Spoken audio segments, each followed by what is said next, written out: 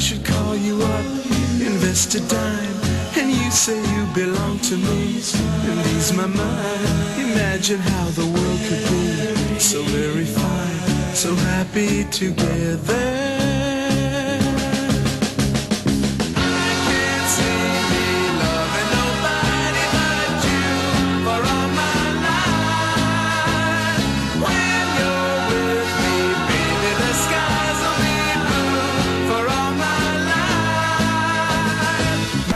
Wait a minute, what the heck is love?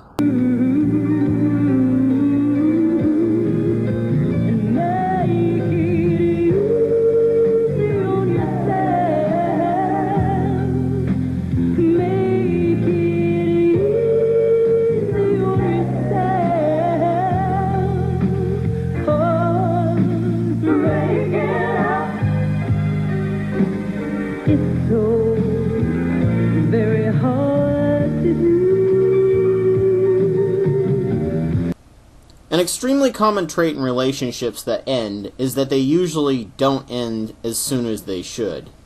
Instead, they drag the relationships out even when there is no longer any love. These sorts of relationships have constant fighting, loneliness, and anger.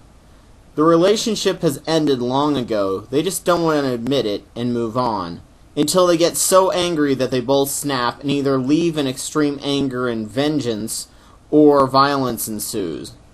Why do people do this, living in misery together even when the love no longer exists? Well, there are several reasons for this. They're comfortable and stagnant, and they're afraid of change. Breaking up is a huge change in a person's life, which causes a massive paradigm shift. Psychology has discovered that our memories are not video playback, but are constantly being rewritten and reinterpreted as new information is processed. Upon a breakup, all of these memories that you have had with that person will now need to be rewritten. Your brain will have to work overtime to rewrite all of your memories. Hallucinogens change the way your sensory input is perceived, and when that occurs, your brain does the exact same thing that a paradigm shift does and tries to access and rewrite your brain files. Things make less sense and concepts have no meaning, and you start attempting to fit concepts and ideas together that don't fit. These people know they will have to go through this and fear the change. Comfort, while an important mechanism for children as they need to feel safe and supported to accelerate their learning, becomes a highly addicting and stagnating drug in adulthood. They expect this emotion to be given to them all their life and will jump at anyone who will give it to them, being addicted to that person even when the relationship is abusive or horrible. This fear of the loss of comfort can keep completely incompatible people together for a long time. Comfort is only for people who have done everything in their power to improve their situations. People living together, even in a loveless relationship, do so because they get something out of it. The negative may outweigh the positive, but they still get something out of it. Over any length of time of being together, they begin to rely on each other for various needs. Some that they use to rely on themselves for, and some they never knew they needed or wanted until that person came into their lives. Cutting themselves off from that person emotionally and physically would require them to have to build new mental constructs or personal connections to replace those needs, whether emotional or physical. This is scary and leaves a person feeling unstable and unsure of themselves, which is why so many people rush into another relationship immediately after getting out of a bad relationship. Oddly, not everyone fills the same needs because we're all different with different experiences and talents, so this other person you've clung to for comfort may leave you unsatisfied because you were expecting them to fill the space that your last significant other filled. Counselors tend to recommend that a person who has broken up from a long-term relationship should wait at least 6 months before entering a new relationship. A person needs time to think and mourn, as well as build new mental constructs which will help reestablish their own self-esteem and confidence. They need to learn to be content with being alone, and learn to enjoy their own independence and self-sufficiency.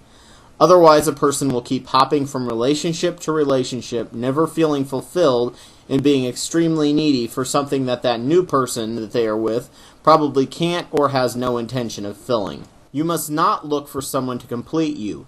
You must first yourself be complete, then find another complete person who is going in the same direction you are in life. Also, when you're considering leaving the person, your brain tends to forget the bad easier than the good to prevent depression. This is called by anthropologists the Golden Age syndrome, where the past is remembered as being much better than it actually was. This is why many people will get back together even after a violent or bitter breakup. This memory also makes the person hope for or expect a miracle, because if they can wait around long enough, the magic may rekindle, or this person may change like they do in the movies. People rarely change, and if they do, it has to be for them and their idea. If they do change for someone else, it will be short-lived and superficial. The only time a woman ever really changes a man is when he's a baby. They are now entering a brand new world called the dating world.